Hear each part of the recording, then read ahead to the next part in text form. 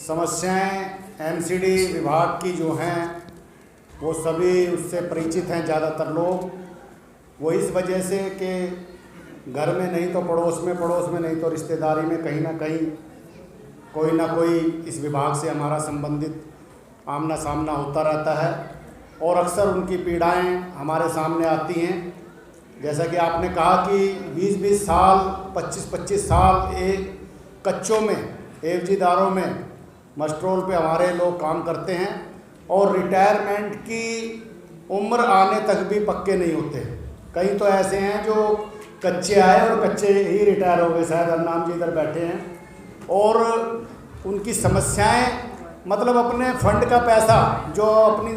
तनख्वाह में से जो फंड हमारा कटता है उस पैसे को भ्रष्टाचार की मैं हद बतवा रहा हूँ कि उस पैसे को भी निकलवाने के लिए पैसा देना पड़ता है। और ऐसा अनोखा विभाग है ये सरकार का कि जितनी धांधलियाँ जितना सिस्टम खराब इस विभाग के अंदर है पूरे देश भर के अंदर शायद ही कोई विभाग ऐसा होगा कि जिसके अंदर इतनी बड़े स्तर पर धांधली और अनियमितताएं हैं कि जिसका जिक्र भी आप जितनी करोगे उतना कम है। तो साथियों, ये मतलब औसतन जो एक आंकड़ा है कि हर रोज़ कम से कम पूरे देश में 2 लोग जो हैं वो सीवर में गिरकर उनकी मौत हो जाती है। आप अंदाज़ा लगाइए औसतन। तो ये जो स्थिति बनी हुई है कि आज जब हम 21वीं सदी में जी रहे हैं, आदमी चांद पर पहुंच रहा है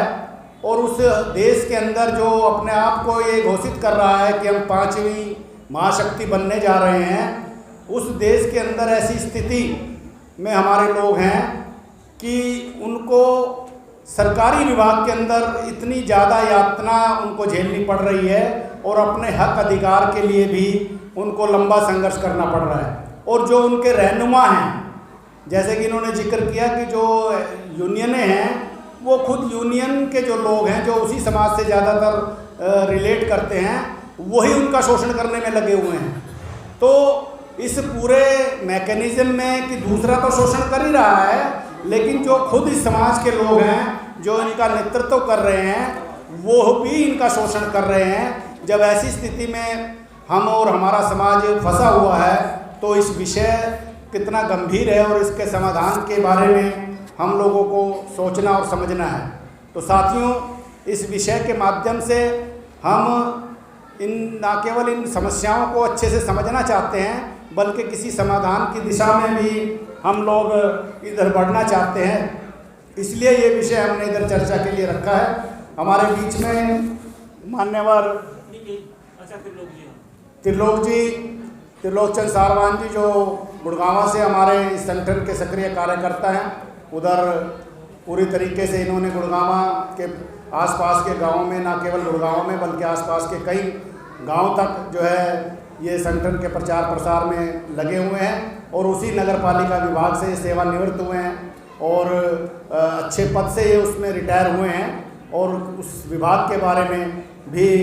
ये अच्छे से जानते हैं और इस विषय पर अपनी बात रखेंगे। मैं माननीय त्रिलोक चंद जी को इधर आमंत्रित कर रहा हूँ कि